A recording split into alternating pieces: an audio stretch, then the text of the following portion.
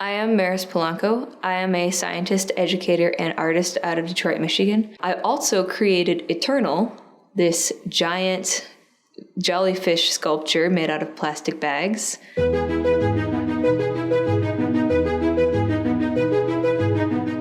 At the end of the first Science Gallery exhibition in Detroit, they approached all of us and said, oh, if you are interested in making an art piece for next year's event, it's called Depth. And at that time was also when a bunch of news reports were coming out showing whales emaciated and dead with their bodies full of plastic, their whole digestive system impacted. It was really depressing. So at that point, I kind of put it together about how whales are really important to the ocean ecosystem. The ocean ecosystem is really important to the health of the entire planet, and plastic bags are killing them. So this kind of birthed the idea of making a giant jellyfish out of plastic bags.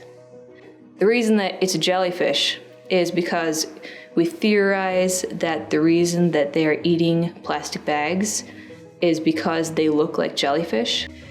The combination of art and science is important because traditional, school-based science education does not necessarily reach everyone, even though everyone can benefit from understanding more about the world. So using art as a vehicle for knowledge is a more inclusive and probably farther reaching and possibly even more emotionally resonant way to explain important scientific concepts to the general public.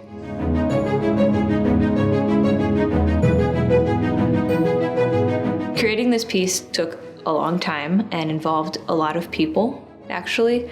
Not only people donating their plastic bags, but also coming and working for me and helping create it. I never saw it completely stretched out until it was installed because my house isn't big enough to have it all the way unfurled. So it was kind of surprising even to me, even though I technically knew that it was 60 feet long. I hadn't seen it unfurled until we installed it in the Michigan Science Center. Its display at the Michigan Science Center was my first major piece of art, and then to go from that to instantly, now it's in DC at the National Academy of Sciences, that's super exciting, especially as a scientist.